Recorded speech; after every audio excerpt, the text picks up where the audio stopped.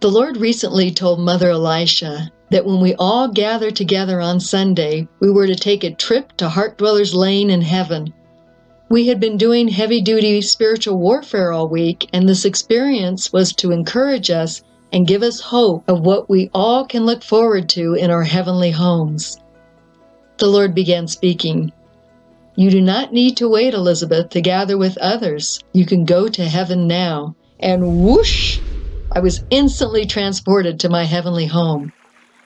Usually when in heaven, I visit my white Victorian cottage by the sea with its wraparound porch, French doors, and beautiful botanical gardens, indoors and out. Today I was transported to my country castle on a shimmering, pristine lake. So clear is the sparkling water, you could see all the way down to the bottom, and all the amazing colors of the fish and other lake inhabitants.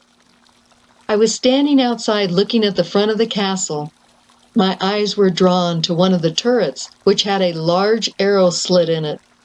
And there was my beautiful child Joshua, who was already in heaven, waving enthusiastically at me with a big smile on his face. He has blonde hair with a touch of red, big, bright, golden green eyes, and he looks just like me when I was young. He is about 4 years old. Joshua yelled out, "Mom, can I ride Marie?" Marie is my mother Betty's horse in heaven. She is beautiful, red with a black mane and tail, and white markings around her face and on her legs. "Of course you can, sweetheart," I shouted back. My heart leapt for joy to see my son so happy in heaven. He ran down the stairs, out into the inner courtyard of the castle, and into my open arms. I picked Joshua up and hugged him so tightly, lavishing kisses all over his face. He wiped his little cherubic face with his fist, saying, "Ah, Mom, I love you too." Joshua looked into my eyes and said, "The Lord is here, waiting for us at the entrance to the garden maze." Now, my heavenly castle reminds me of Leeds Castle in England. It's on a lovely lake, and there is an incredible outdoor garden maze with high, ivy-woven walls, where you can easily get lost in within moments of entering the maze. My son raced ahead of me, Mach 2 with his hair on fire, running towards the maze. He ran inside and disappeared. I was wondering why he didn't stay at the entrance where Jesus was supposed to be, when after several minutes I saw him in the crow's nest, high above the maze.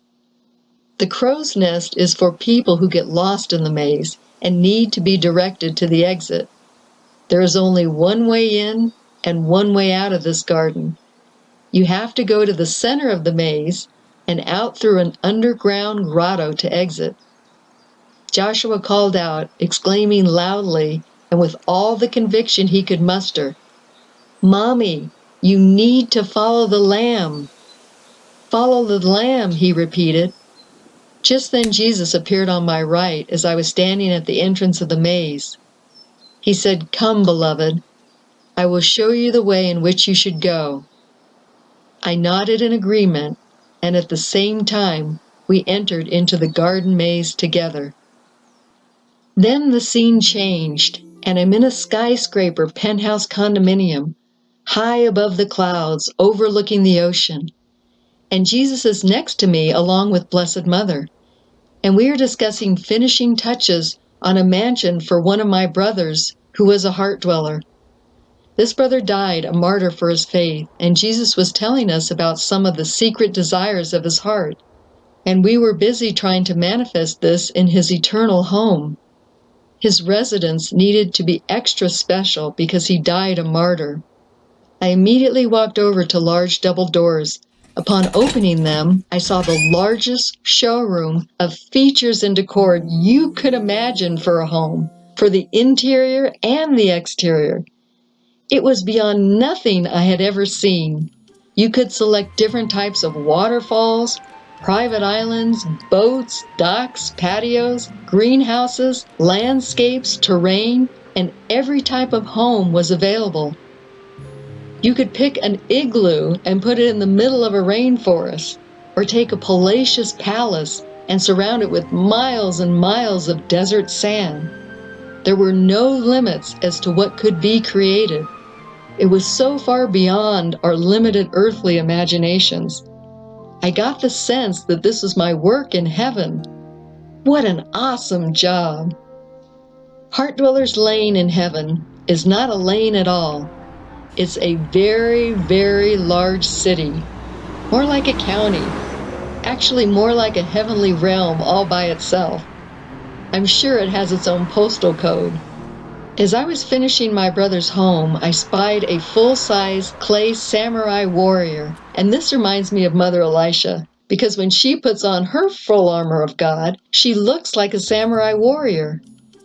In one of Mother Elisha's home, off to the side of her house, there is a flagstone path that leads to a stunning Japanese garden with the most beautiful and colorful birds ever, a waterfall that sparkles, and koi pond with large lily pads that you can actually walk on. Literally, you can walk on water at Mother's home. Only Mother Elisha and, of course, God Himself know which lily pads you can step on without falling into the water to get to her lovely hidden retreat made of bamboo and a very simple thatched roof. I found this out the hard way when I came up with a not-so-brilliant idea of trying to sneak up on Mother when she was at her retreat.